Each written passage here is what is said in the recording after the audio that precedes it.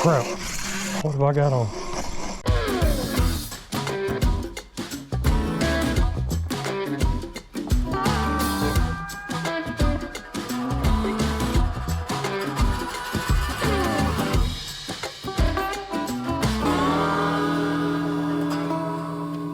It does. It does. Bass cheeks. Hey, what's up, everybody? Welcome to the channel. I'm glad that you're here, and today we have got a big old bag of bass. Well, it's not really a big old bag, but there's like 6 bass in there that we caught, and I'm gonna show them to you. Check these guys out. I have got some fish here. I think I've got a smallmouth in here, and you're gonna see me catch it in the video today, and maybe you can tell me if that's what I got. Y'all look at this guy. Y'all look at that guy. Right there. Yes, sir. We got another one over here. Another one right there. That's another good one. That's a good one right there.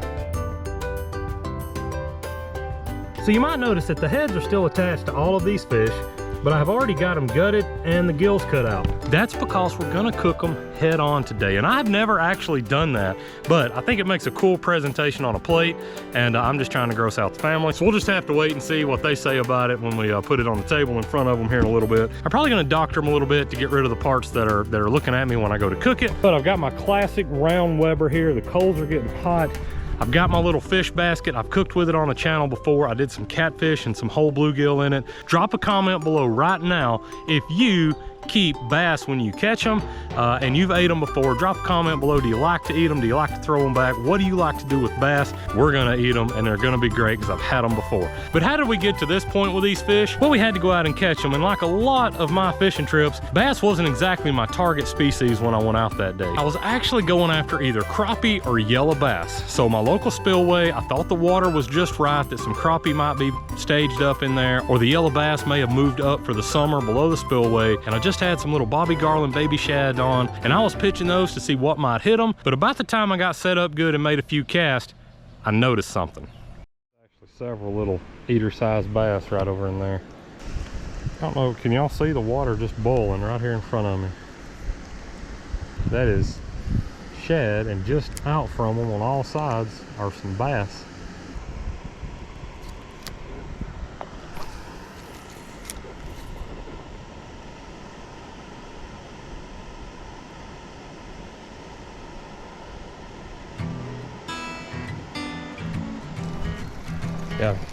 Got him.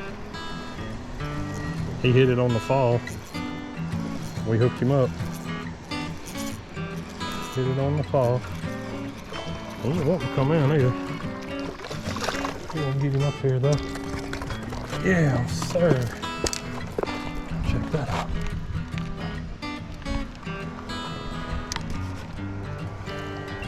All right. Nice little bass there. A fat bass too. But hey, I've been looking for some to eat. We are gonna put him on a stringer, and I don't know how that's gonna sit with everybody watching right now, because I know a lot of people give others a bad rap for eating bass, but I'm gonna tell you, they're not bad eating. So what we're doing is we're pretty much sight casting bass today. I can see them over here. They're feeding on shad. They're up near kind of a grassy slough, and we are Ned rigging this Riot Bait probe. I've got about a 1/4 ounce Ned rig head. I do tend to favor the heavier heads on them just because I think it gives it more action on the bottom. I think a lighter weight's gonna give you a more natural fall, but I think a heavier head is gonna give you more of a bounce and a stand up as you creep it on the bottom. They're staged up right next to this grass over here.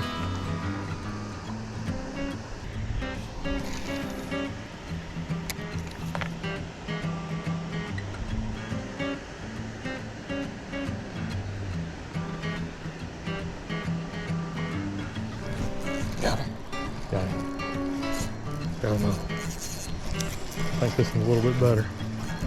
Hopefully we don't lose him. Hopefully we don't lose him coming in. It's a nice fish. It's a much nicer fish. He ain't ready to come in yet either.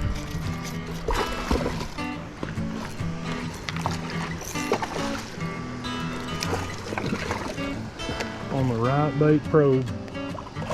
On the Riot Bait probe.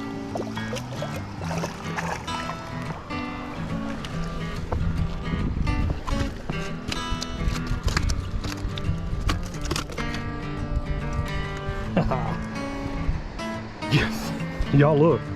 Look what is in this fish's mouth, guys.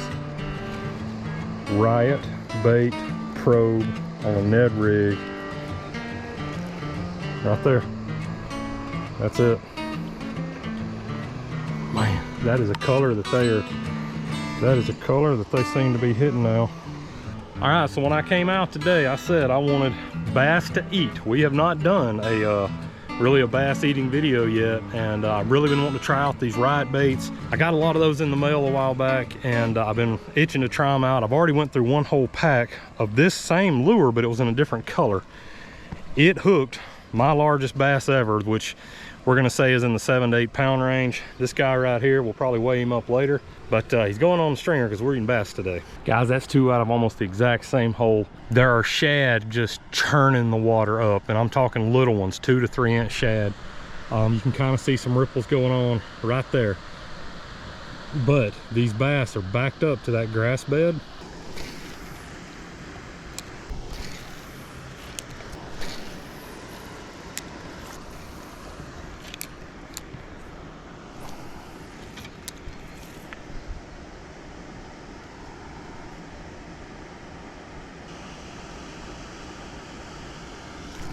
Got him.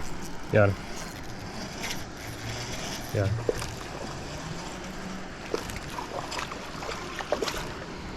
Keep him up here.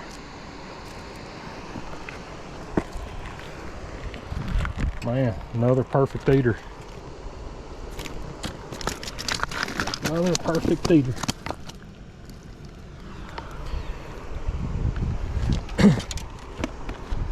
Another good eater. These bass are pretty fat. Under basically from my foot straight to that point is a is kind of like a gravel bar. It's a rocky bar that goes across, and if the water gets real shallow, you can see the rocks going across. Those shad are just moving back and forth over those rocks, feeding on all the grass and the algae, and these bass are just laid up in this grassy edge here, and I think they're just crushing them when they come out. That's 3 in. I'm starting to get a little bit of damage on the worm here, but all I'm gonna do is spin him over and hook him back through. Spot number 2. This is definitely snaky walking. My boys have become fascinated with snakes the last few days, and of course I'm trying to foster that a little bit so that they'll gain knowledge about, you know, good snakes and quote unquote bad snakes, you know, what to, you know, obviously leave them all alone, but, you know, just be extra careful with certain ones. So full moon was last night, so we know that the bluegill are on bed or coming off a bed, and there will be bass in the area. This spot is usually good for two or three fish. Only ever caught one, you know, decent one. He was probably two pounds or so, 2.5 pounds. Like I said, it's a really deep hole and bluegill bed up in this corner and hang out next to these trees. And so anytime you've got, you know, really good cover like that for your bait fish, you will have predators around too, which includes bass and catfish. And we've caught both of them right here.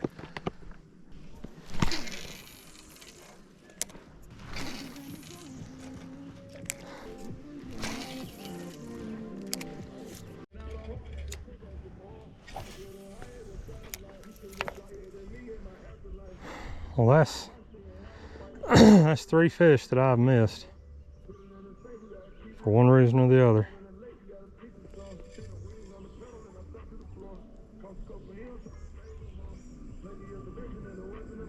And I think what it amounts to, got him that time. Got him. Oh, nice one, nice one. Gonna go good with our eater fish.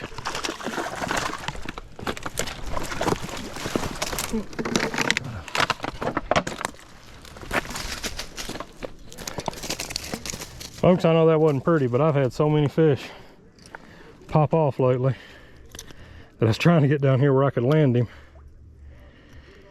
Yeah, right there. Good eater. That's a good eater. So he will go good with the 3 we got. And I missed him the first time, but he hit it again. There we go. So what I had here, I fished that Ned rigged riot bait for a while, and we caught 3. But what finally caught the next fish is this Zoom trick worm. This is a watermelon candy flavor, and I've got it on a shaky head. I missed this one the first time, but I pitched back out, and about the second or third little hop I gave the rod, he took it. And we got a hook set in the top of the mouth.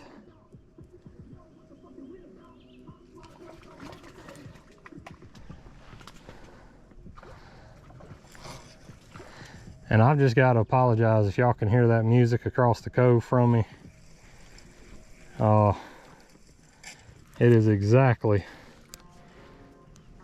the same scenario as it was Memorial Day weekend. Folks over there blaring their music, and again, loud music don't bother me, but it's just filth. That's all it is. Yeah, right here at the bank, right here at the bank. Did you see that? I watched him come up. I watched him come up and grab it. Is that a smallmouth?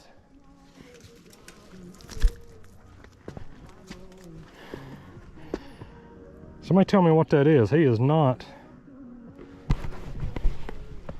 That does not have spots on it like a typical spot. Is that a smallmouth?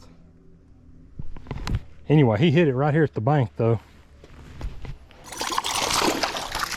I don't know if my camera was in the right spot or not. Yeah, I was just right under the water right here, and I saw that fish coming. I said, well, I'll see if he'll take it. That joker ate it and started running with it. Again, right up next to the bank. I think they're up in these rocks right here.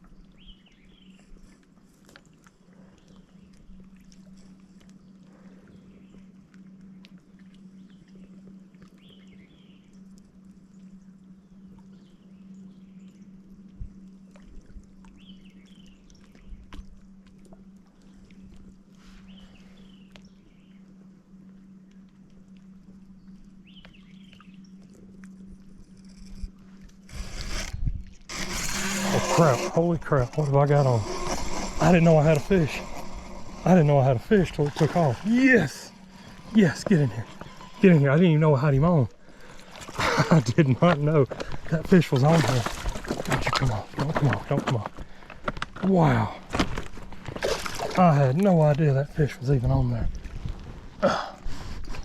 Get up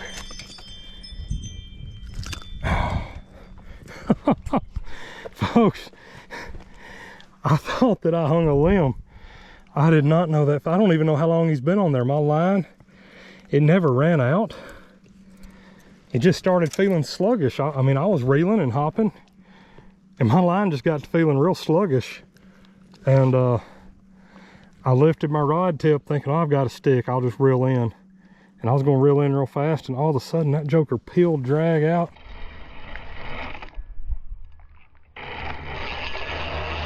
And that's going to end it right there. That is fish number 6, and I just think it's time to go to the house. Well, folks, we put in an afternoon.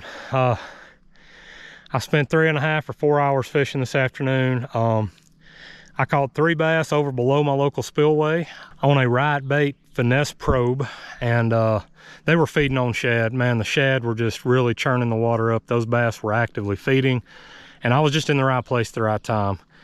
About 45 minutes of not getting another bite there, I made it over to spot number 2, which is actually on the reservoir side above the spillway. And I just got my 3rd one in over here too, so I've got 6 on the stringer now. And those 3 came on a trick worm. But right now, like I said, I've been out 3.5 to 4 hours. I have cotton mouth like you wouldn't believe. My mouth is so dry, I forgot to bring a drink. So I'm gonna go find a Diet Coke somewhere and just drink the bottom out of it. And may ice down these fish. I may not clean them till tomorrow. Running out of daylight, and we've actually got a birthday party tomorrow. Jenna Kay is turning 1 year old.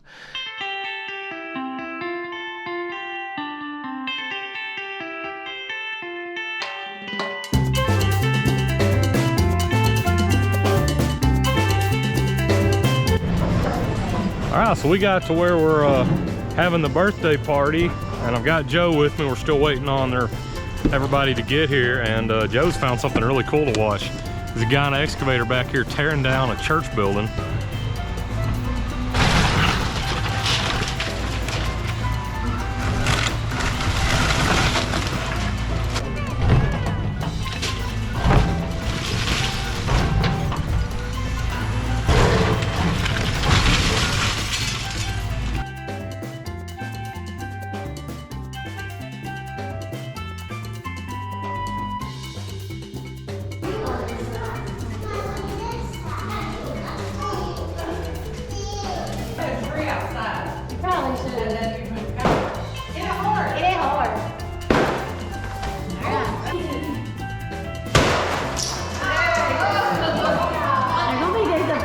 Alright, so we got our fish prepped now, got everything scaled, but we are gonna cook it just like this. And what I'm gonna do now is I'm gonna hit them with a little blackened seasoning. Gonna get it all on there.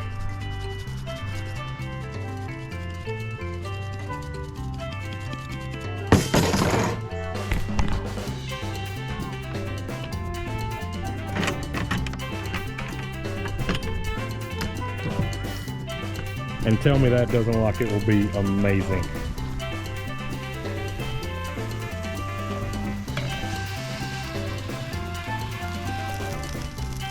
Oh yeah, that's done. That is done. All right, let's go get the first opinion on the grilled bass. Where you at?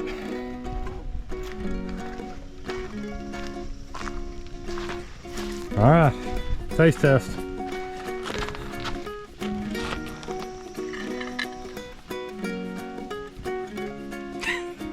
Looking at me.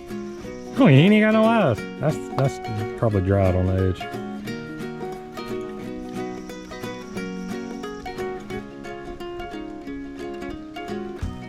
It's really good.